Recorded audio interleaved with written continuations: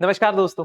आज से एक बहुत इंपॉर्टेंट सीरीज स्टार्ट हो रही है और प्रेस इंफॉर्मेशन ब्यूरो के वीकली अपडेट्स हम आपको देना स्टार्ट करेंगे। सब्जेक्ट वाइज ये सेशंस डेली कंडक्ट किए जाएंगे और इन सेशंस के जरिए आप ये समझ सकते हैं कि पिछले एक हफ्ते में जो भी इंपॉर्टेंट पीआईबी अपडेट्स थे उनको आप अब वहां वेबसाइट पे जाके 20-25 न्यूज आइटम्स में से खंगाल के निकाल के पढ़ना, ये सब अब करने की जरूरत नहीं है क्योंकि हम आपके लिए ये काम कर रहे हैं। आपको बस ये वीडियो देखना है और जो ये पर्टिकुलर पीडीएफ है उसको डाउनलोड कर लेना है और उसके बाद काम आसान। हफ्ते भर का करंट अफेयर्स का अपडेट आपको यहाँ पे मिलेगा। कोशिश यही करनी है कि क्लास के अंदर ही चीजों को समझ जाएं। ऐसा ना करें कि बाद के लिए हम इस वीडियो को रखें, लास्ट में देखेंगे, बाद में देखेंगे। इस टेंडेंसी को अवॉइड करें। ये टेंडेंसी मेरे बहुत सारे स्टूडेंट्स में है जिनको मैं मेंटर करता हूं। आज पॉलिटी, गवर्नेंस और सोशल इश्यूज के अंदर मैं 7 ऐसे टॉपिक्स को कवर करने वाला हूं जो पीआईबी के अंदर आपको देखने को मिले थे 1 अगस्त से लेकर 7 अगस्त के बीच में। पहला जो आर्टिकल है 1 अगस्त के दिन, प्रधानमंत्री विकसित भारत रोजगार योजना। आपने देखा होगा स्कीम्स के ऊपर बड़े सारे सवाल आते हैं। प्रीलिम्स 2026 के अंदर राष्ट्रीय Gram Swaraj Abhiyan, deep ocean mission, national quantum mission, ऐसे बहुत सारे स्कीम्स के ऊपर सवाल आए थे। तो ये बहुत जरूरी हो जाता है कि स्कीम्स को कवर करें और मैं क्योंकि सोशल सेक्टर की स्कीम्स कवर करूंगा, I will be covering them one by one in the sessions as well. प्रधानमंत्री विकसित भारत रोजगार योजना ये 1 साल मना रहा है अपना, क्योंकि 1 साल पहले 1 अगस्त के दिन ही इसे लॉन्च किया गया था। इसमें जो आपको बेसिक समझनी होती है, बेसिकली हर स्कीम के बारे में आपको क्या समझना होता है? एक समझना होता है आपको कि उसकी मिनिस्ट्री क्या है, मंत्रालय कौन सा है।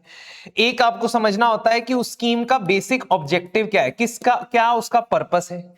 एक आपको उसका टाइम ड्यूरेशन भी पता होना चाहिए। आज के दौर में चाहे आप स्टेट पीसीएस दे रहे हो, चाहे आप यूपीएससी का एग्जाम दे रहे हो, इन सभी एग्जाम्स में टाइम ड्यूरेशन, लॉन्च डेट ये पूछी जाती है।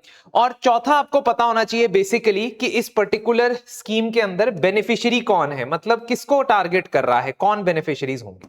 ये 3 से 4 चीजें अगर आपको सही तरीके से पता होगी, including whether it is a centrally sponsored scheme और अ सेंट्रल सेक्टर स्कीम, यदि आपको ये 5 चीजें पता होंगी तो फिर आप स्कीम के बारे में उस सवाल का जवाब दे सकते हो। मैं आपको डेमोन्स्ट्रेट भी करूंगा अगली स्कीम में, आर्टिकल नंबर 2 में। अभी आर्टिकल नंबर 1 में देखो कि भारत का जो डेमोग्राफिक डिविडेंड है, यानी भारत की जो यंग पॉपुलेशन है या वर्किंग एज पॉपुलेशन है, वो अपनी पीक पे पहुंचने वाली है। 60 to 65% के आसपास भारत की वर्किंग एज पॉपुलेशन है। इस वर्किंग एज पॉपुलेशन को एक फॉर्मल सिक्योर एम्प्लॉयमेंट प्रोवाइड करना बहुत बड़ा चैलेंज है। सरकार हाथ पैर मार रही है लेकिन कुछ सामने नहीं दिख रहा है। इसी चीज को लेते हुए प्राइवेट सेक्टर को एनकरेज करने के लिए कि आप लोगों को फॉर्मल एम्प्लॉयमेंट में लेके आओ, एक स्कीम लॉन्च की गई। इस स्कीम के अंदर ईपीएफओ यानी कि एम्प्लॉई प्रोविडेंट फंड ऑर्गेनाइजेशन, इसके साथ लिंक करते हुए एक स्कीम बनाई गई। इस स्कीम के अंदर इंप्लीमेंटेशन पीरियड देखो 1 अगस्त से लेकर 31 जुलाई 2027 का। ये इंपॉर्टेंट डेट्स होती हैं भाई साहब, आजकल के पेपर में ये बहुत इंपॉर्टेंट डेट्स होती हैं। लगभग 1 लाख करोड़ इस स्कीम पे खर्चे किया जाएगा। टारगेट एम्प्लॉयमेंट जनरेशन है कि इससे 3.5 करोड़ एम्प्लॉयमेंट जनरेट हो जाएगी। फर्स्ट टाइम एम्प्लॉइज के लिए लगभग 2 करोड़ फर्स्ट टाइम एम्प्लॉइज को टारगेट करेगा। और इस स्कीम को एडमिनिस्टर करने की जिम्मेदारी मिनिस्ट्री ऑफ लेबर के साथ एसोसिएटेड है, ईपीएफओ के पास, एम्प्लॉई प्रोविडेंट फंड ऑर्गेनाइजेशन। इस पर्टिकुलर मैकेनिज्म में दो टाइप के हेल्प मिलती है। पहली हेल्प होती है incentive to first time employee, यानी जो व्यक्ति पहली बार जॉब मार्केट में एंटर कर रहा है, अपनी पहली नौकरी कर रहा है, उसके लिए। जिन एम्प्लॉइज की अर्निंग 1 लाख पर मंथ से कम है उनको एक इंसेंटिव मिलेगा। क्या इंसेंटिव? 1 महीने की ईपीएफ, 1 महीने की ईपीएफ सरकार उनके खाते में डाल देगी। तो first installment will be given after 6 months of service and second installment after 12 months of service. Generally क्या होता है कि पीएफ का पैसा आपके सैलरी में से कटता है, आपकी तनख्वाह में से कटता है, लेकिन सरकार कह रही है कि हम आपके बिहाफ पे जमा करा देंगे। Very good. अब एम्प्लॉइज के साथ साथ एम्प्लॉयर्स को भी तो सपोर्ट चाहिए, एम्प्लॉइज को भी इंकरेज करना है, इंसेंटिवाइज करना है कि वो लोगों को नौकरी पे रखे ज्यादा से ज्यादा। इस इंसेंटिव के लिए क्या बोला गया है कि employers will get 3000 per month for 2 years पर एडिशनल एम्प्लॉई, यानी जितने एडिशनल एम्प्लॉइज को नौकरी देगी एम्प्लॉयर कंपनी, उतने एम्प्लॉइज के बेसिस पे 3,000 रुपए प्रति महीना उनको एक्स्ट्रा इंसेंटिव मिलेगा, पैसा मिलता रहे। यानी आप जितने और एडिशनल एम्प्लॉइज को नौकरी पे रखेंगे, आपको इस बात का महीने के हिसाब से इंसेंटिव मिलेगा, जिससे हायरिंग कॉस्ट को कुछ हद तक ऑफसेट करने की कोशिश सरकार करेगी। मैन्युफैक्चरिंग सेक्टर में जॉब्स को ज्यादा बेटर तरीके से क्रिएट करने के लिए, क्योंकि भारत का एक वो लैगिंग एरिया है, ये support 3rd and 4th year तक भी मिलेगा। मतलब स्कीम भले ही 31 जुलाई 2027 को खत्म हो जाए, मैन्युफैक्चरिंग सेक्टर के लिए ये 2 एक्स्ट्रा साल तक बेनिफिट आपको प्रोवाइड करेगी। पहले साल का ब्यौरा देते हुए सरकार के द्वारा यह बताया गया पीआईबी में कि 72 लाख से ज्यादा फर्स्ट टाइम एम्प्लॉइज ने वर्कफोर्स को ज्वाइन किया और इसका फायदा उठाया। इस स्कीम का 30% बेनिफिशियरीज जो इस स्कीम की हैं वो महिलाएं हैं और 15 लाख से ज्यादा एम्प्लॉइज को ऑलरेडी इंसेंटिव मिल चुका है।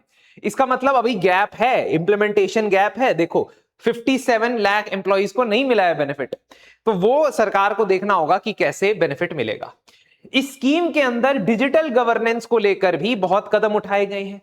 इस स्कीम में बोला गया है कि यह पूरी तरीके से डिजिटल होगी और प्लेटफॉर्म ईपीएफओ के साथ लिंक होगा ताकि वेरिफिकेशन आसानी से हो सके।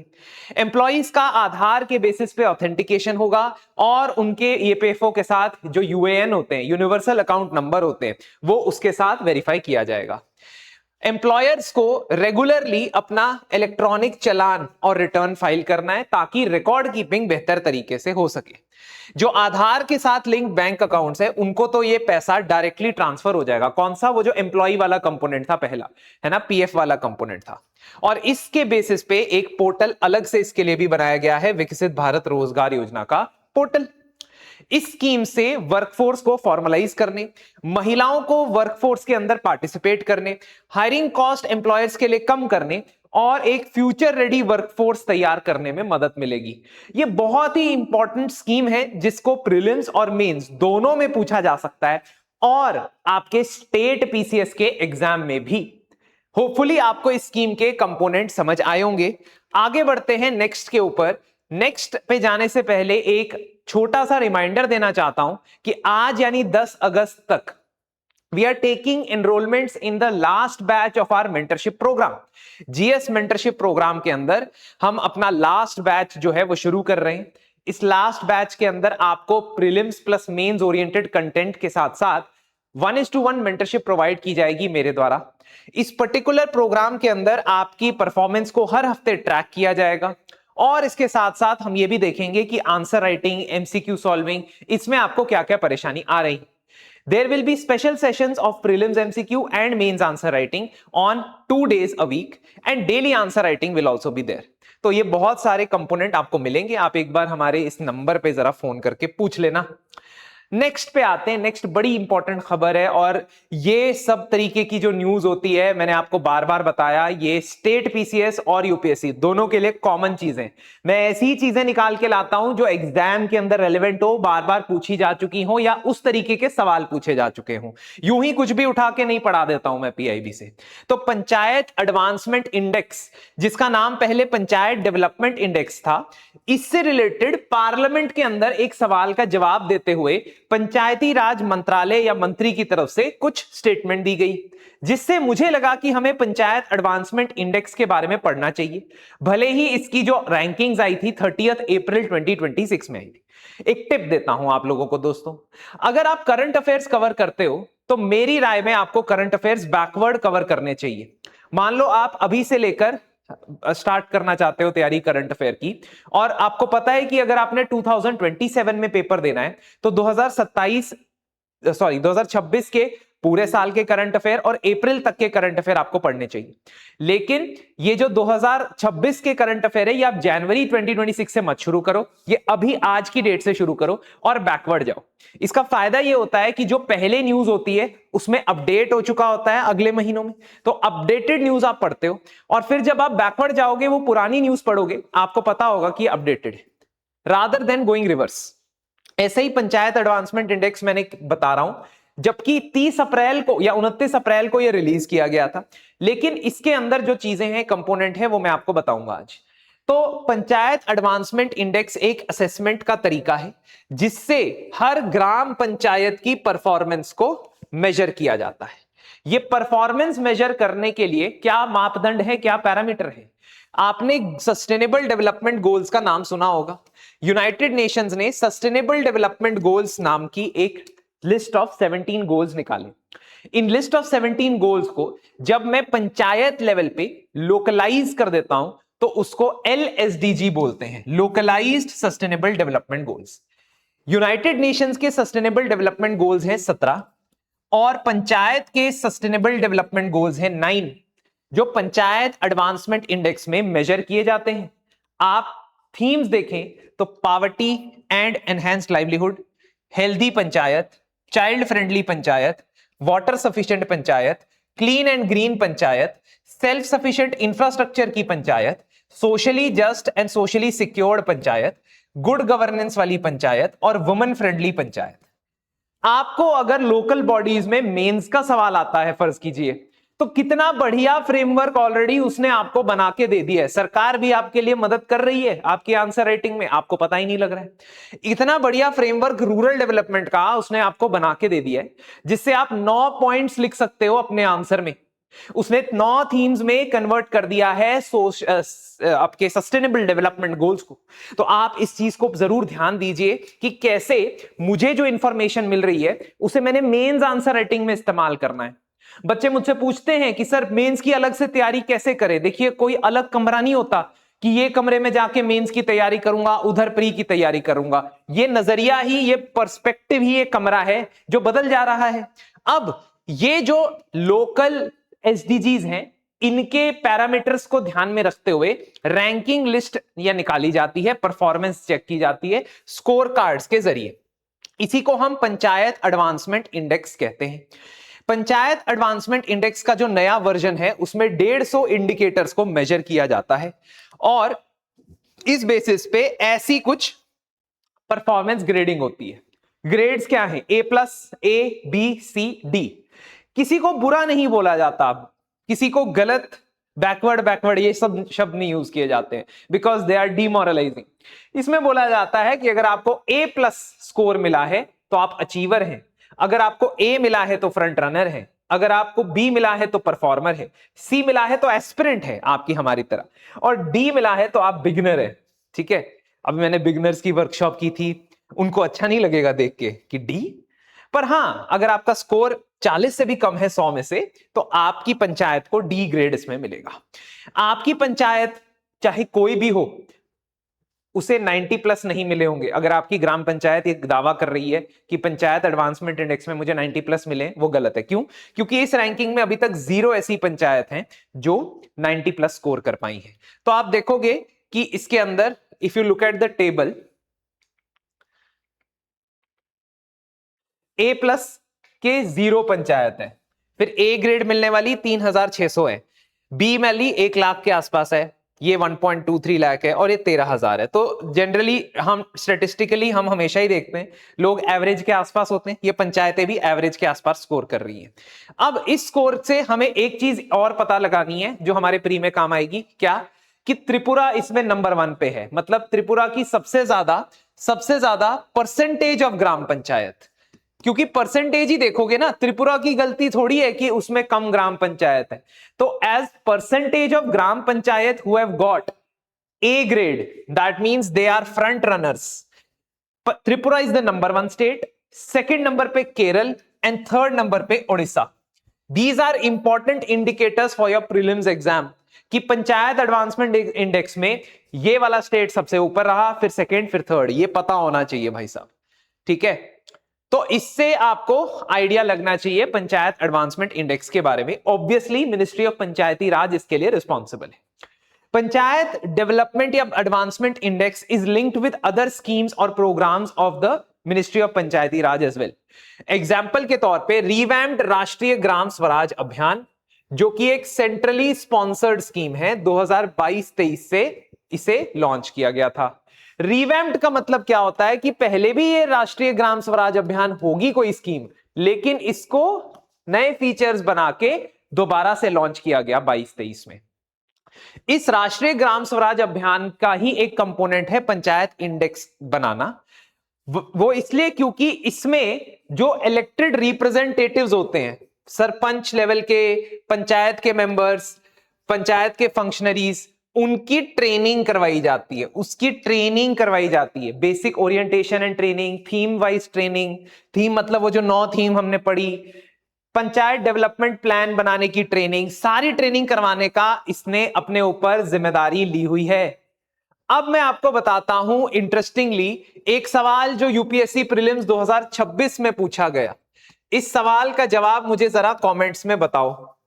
अभी अभी हमने कुछ चीजें पढ़ी, उसके बेसिस पे आप इस सवाल का जवाब दे सकते हो। प्लीज मुझे कमेंट्स में बताओ what is the correct answer. Gram panchayat development plans, ये भी एक इंपॉर्टेंट इनिशिएटिव है मिनिस्ट्री ऑफ पंचायती राज का, जो कहता है कि ये जो 9 LSDGs है, हर लोकल SDG के लिए हम थीमेटिक प्लान बनाया करें और ऐसा थीमेटिक प्लान पंचायत लेवल पे बना करें। बहुत बढ़िया। आगे देखते हैं नेक्स्ट खबर, डिजिटल दुनिया से है, जहां पे ministry of electronics and IT और मिनिस्ट्री ऑफ होम अफेयर्स, ये 2 मंत्रालयों के कुछ इनिशिएटिव्स के बारे में बात करते हैं, क्योंकि PIB के 5 अगस्त के रिलीज के अंदर सेफ डिजिटल इंडिया के बारे में एक आर्टिकल आया था। गवर्नमेंट की पॉलिसी इंटरनेट के ऊपर विमेन एंड चिल्ड्रन को लेकर यह है कि हमें एक ओपन, सेफ, ट्रस्टेड और अकाउंटेबल इंटरनेट चाहिए। यह आप याद कर लो, OSTA, open, safe, trusted and accountable internet. आप देखोगे कि इस 4 वर्ड से आप अपने आंसर्स को कंक्लूड कर सकते हो। फिर मुझसे पूछोगे सर मेंस के लिए अलग से क्या तैयारी करनी होती है? भाई साहब, यहां पे तैयारी का कंटेंट मिलता है, दिमाग बस मोल्ड करने पे होना चाहिए। मेरे साथ जुड़ोगे, मैं ऐसी चीजें बताता रहूंगा आपको साथ के साथ, which have to be incorporated. Government ने कहा कि हमारा कमिटमेंट है कि हम भारत को अनलॉफुल, वल्गर और ऑब्सीन कंटेंट से इंटरनेट को बचाएंगे। अब अगले हफ्ते के करंट अफेयर्स में मैं मेटा के बारे में भी पढ़ाऊंगा, मेटा के बारे में भी पढ़ाऊंगा PIB की न्यूज के अंदर, बिकॉज मेटा के अगेंस्ट कुछ एक्शंस लिए गए, कुछ उनसे इंक्वायरी की गई, बट वो अगले हफ्ते के अंदर आएगा। IT act, information technology act 2000 में पास हुआ है। अब तब से लेकर अभी तक टेक्नोलॉजी बहुत बदल गई है, प्लेटफॉर्म्स बदल गए, इसलिए इसमें अपडेशंस करने पड़ते हैं। बार बार आप कानून को नहीं बदलते, क्योंकि कानून बदलने के लिए आपको पार्लियामेंट से बिल पास करवाने पड़ेंगे। इसलिए आप क्या करते हो, आप रूल्स बनाते हो। रूल्स बनाते हो क्योंकि रूल्स एग्जीक्यूटिव बना सकता है, मंत्रालय बना सकता है। वैसे ही डिजिटल मीडिया एथिक्स का रूल्स बनाया गया 2021 में, जिसमें ministry of electronics and IT involve थी। इन्होंने इंटरमीडियरीज जो हैं, सोशल मीडिया प्लेटफॉर्म्स और इंटरमीडियरीज, उनको कहा कि उन्हें अब एफर्ट करने पड़ेंगे अपने प्लेटफॉर्म्स के ऊपर इस तरीके का कंटेंट रिमूव या रिड्यूस करने के लिए। और अगर आप रिमूव या रिड्यूस नहीं करते हो इस कंटेंट को, तो आपको जो IT एक्ट के अंदर सेफ हार्बर मिला है, सेफ हार्बर मिला है, वो आपसे छीन लिया जाएगा। इस बात का क्या मतलब है? देखिए, जो सोशल मीडिया इंटरमीडियरी है या इंटरनेट पे वेबसाइट है, ऐप है, उसका दावा यह है, उसका क्लेम यह है कि मैं बस एक माध्यम हूं, मीडियम हूं। जो भी कंटेंट पोस्ट होता है मेरे ऊपर, मैं उसके लिए जिम्मेदार या लायबल अदालत में नहीं होना चाहिए। बात उसकी सही है, क्योंकि वो तो बस एक प्लेटफॉर्म दे रहा है लोगों को अपने थॉट्स, अपने कंटेंट को शेयर करने का। अगर वो कंटेंट इलीगल है, किसी कानून को तोड़ता है, ब्रेक करता है, तो ये जिम्मेदारी वो नहीं लेता कि मेरी लायबिलिटी होनी चाहिए, my responsibility for breaking the law, and मेरे और मेरे कर्मचारियों को, एम्प्लॉइज को, मैनेजर्स को जेल हो जाए।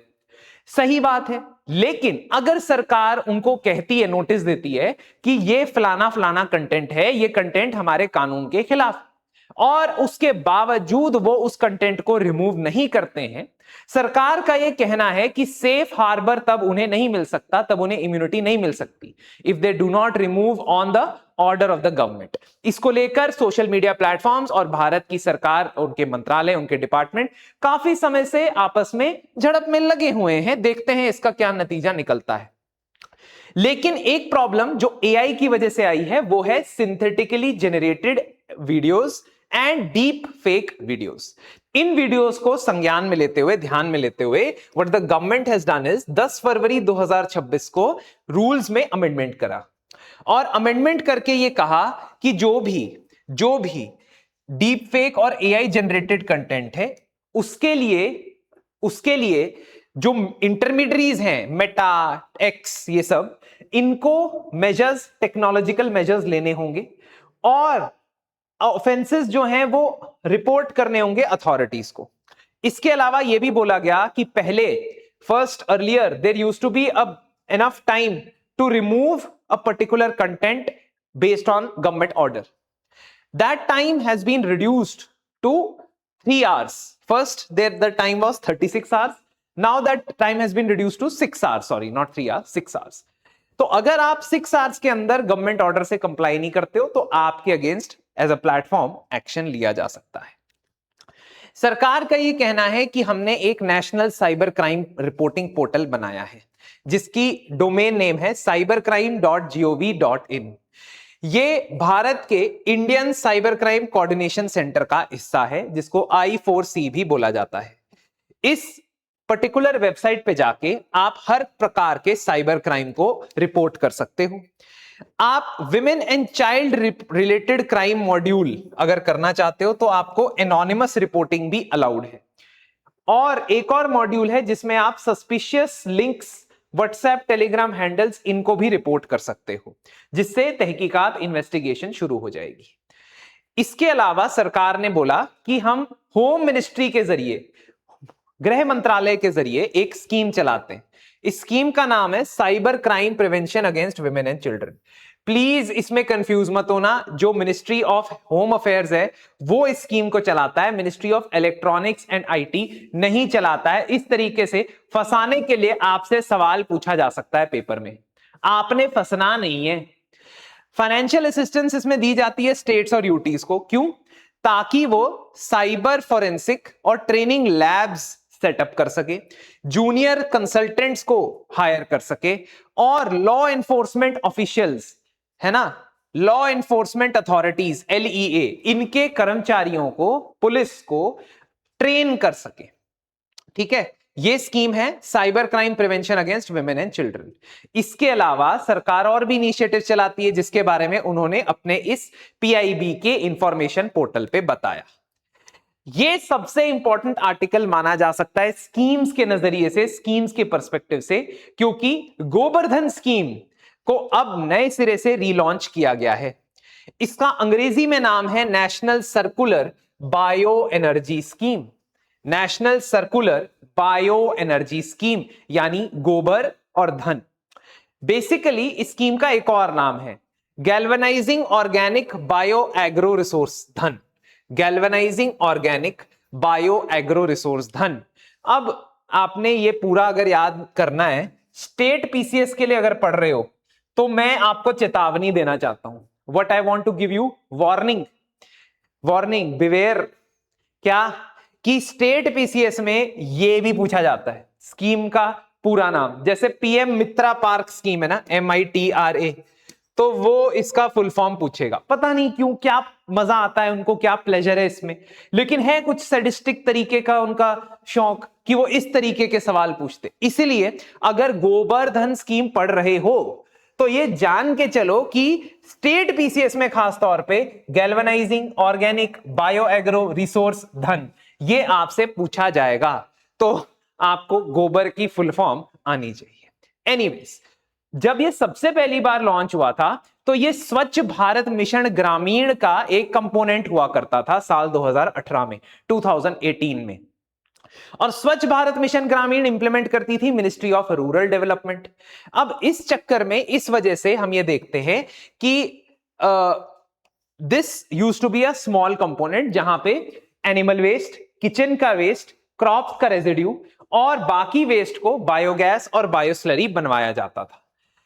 इसके साथ साथ अब कंप्रेस्ड बायोगैस बनाना और उसको सिटी गैस डिस्ट्रीब्यूशन नेटवर्क में डालना, ये जो कंपोनेंट होता था ये बहुत सारी मिनिस्ट्री या मंत्रालय संभालते थे, लेकिन सरकार ने अब बोला है कि गोबर-धन के लिए अब एक ही मंत्रालय जिम्मेदार है, वो है हरदीप सिंह पुरी वाला मंत्रालय, that is ministry of petroleum and natural gas. Ministry of petroleum and natural gas, अब एक ही मिनिस्ट्री जिम्मेदार है, MOPNG। इस स्कीम के अंदर 23,000 करोड़ का आउटले डिजाइन किया, अप्रूव किया गया है, कैबिनेट ने अप्रूव किया है, मोदी जी ने।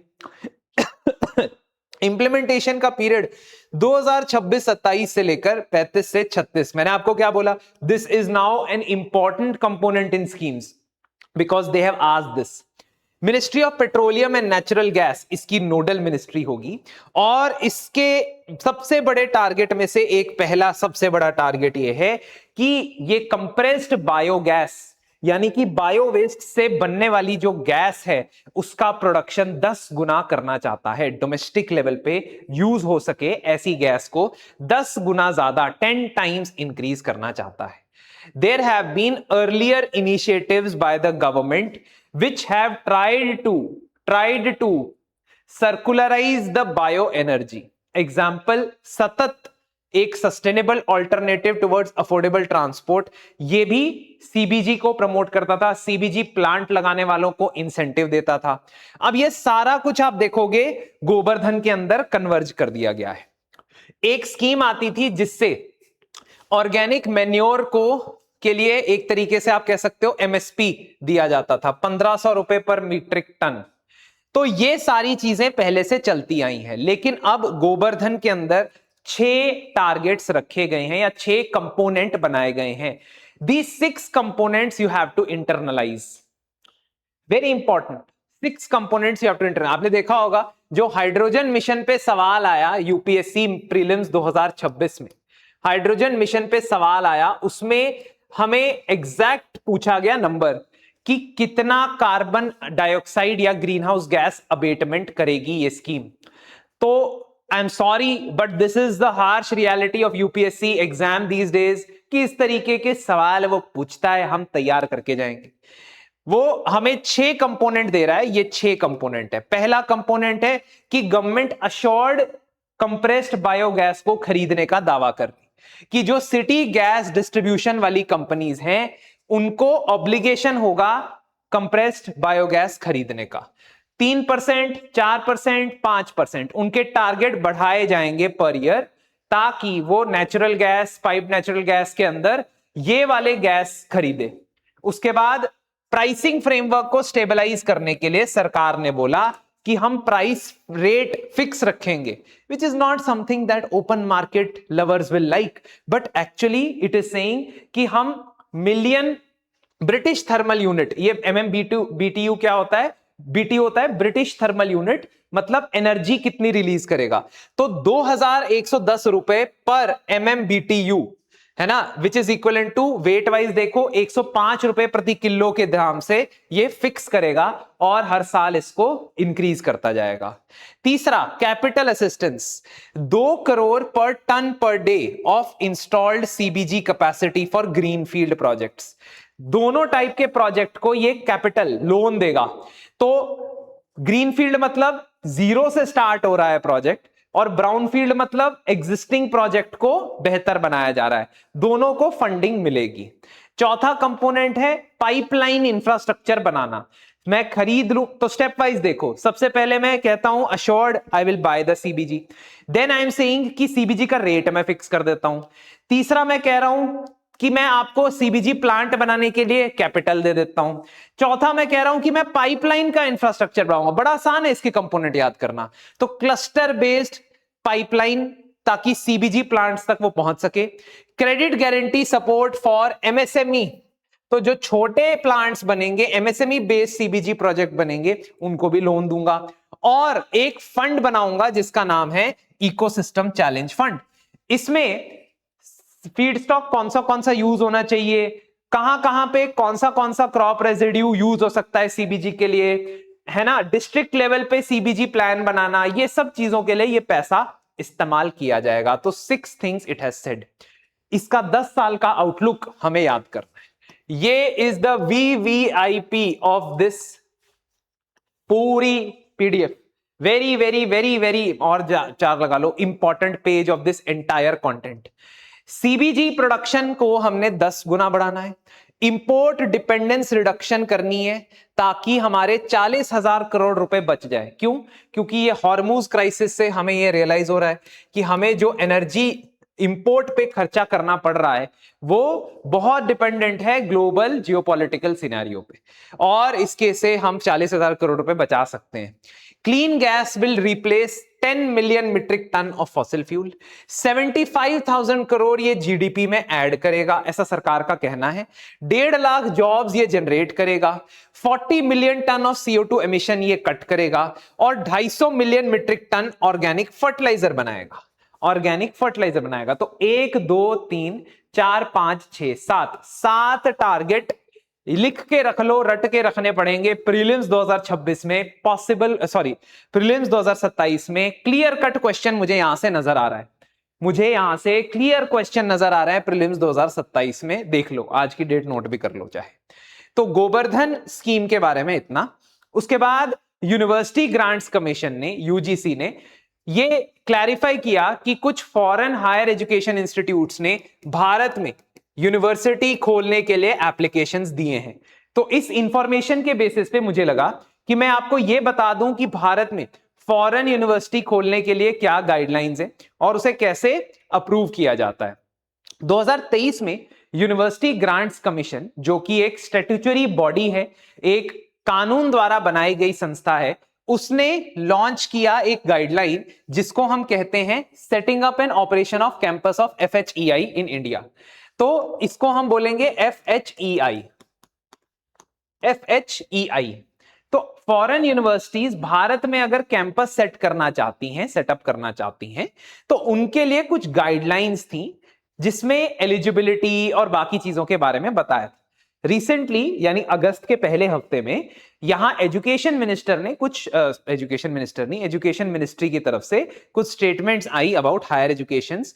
तो ये देखते हैं, अगर आप एक फॉरेन हायर एजुकेशन इंस्टीट्यूशन है, FHEI है, तो FHEI को एप्लीकेशन के टाइम पे या तो टॉप 500 होना पड़ेगा ग्लोबल रैंकिंग्स में। तो ये ग्लोबल रैंकिंग्स कौन सी देखता है? QS वाली ग्लोबल रैंकिंग्स। और या तो एक सब्जेक्ट वाइज ग्लोबल रैंकिंग में टॉप 500 में होना पड़ेगा। ठीक है। For collaboration between 2 foreign HEI, मान लो ऑक्सफोर्ड और कैम्ब्रिज दोनों बनाना चाहते हैं, वाह वाह वाह, तो हर इंस्टीट्यूशन को इंडिपेंडेंटली क्राइटेरिया मीट करना पड़ेगा। Separate application for every campus, so जो कैंपस बनाएंगे, अगर 3 कैंपस बनाने हैं तो 3 अलग एप्लीकेशन डालेंगे। ऑनलाइन एप्लीकेशन होगा, बहुत सारे डॉक्यूमेंट देने होंगे, आपने थोड़ी अप्लाई करना है तो आप डॉक्यूमेंट मत देखो, आप ये देखो कि यूजीसी इसके लिए एक स्टैंडिंग कमेटी बनाता है और स्टैंडिंग कमेटी के 60 डेज के रिकमेंडेशन के अंदर अंदर आपको एप्लीकेशन कंप्लीट करना पड़ता है। पहले लेटर ऑफ इंटेंट मिलता है 60 डेज में, फिर जैसे ही लेटर ऑफ इंटेंट मिल गया आपको 2 साल के अंदर अंदर आपको अपना कैंपस सेटअप करना पड़ता है। कैंपस सेटअप करने के बाद आपको फाइनल अप्रूवल मिलता है, जो आप दिखाते हो कि हाँ भाई हमारा कैंपस बन चुका है, सारा कुछ हमने तैयार कर लिया, अब हमें गो हेड दे दो, हम कोर्स स्टार्ट करना चाहते हैं। So this is the process how it works. Now in recently the government has given some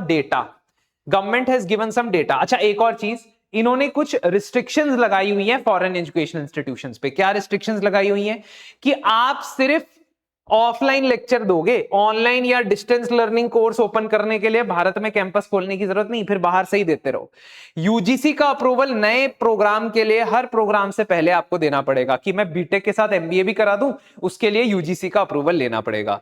degree का जो नाम होगा वो होम कंट्री के नाम से होना चाहिए, सील जो है वो होम कंट्री की सील से होनी चाहिए, ब्रांच की तरह नहीं बनाना उसको। It should not be a promotional office for home jurisdiction. It can do joint venture with Indian institutions. ये सारी चीजें ध्यान रखनी है। अब आपने इंप्लीमेंटेशन अपडेट दिया है, तो इंप्लीमेंटेशन अपडेट ये है कि यूजीसी ने 16 LOI दिए हैं 15 FHEI को। ये 15 FHEI ऑस्ट्रेलिया, इटली, यूके और यूएसए से हैं, और बेंगलुरु, ग्रेटर नोएडा, गुरुग्राम, मुंबई, चेन्नई, यहां पे कैंपस लोकेशंस देखने को मिल रही हैं। ठीक है। यूजीसी ने अपना सिंगल विंडो क्लियरिंग मैकेनिज्म भी बनाया हुआ है। That is just the update. इसके अलावा एक और जो न्यूज आइटम है that is regarding elimination of manual scavenging as a claim by the government. Ministry of social justice के मंत्री ने एक रिप्लाई दिया राज्यसभा के अंदर।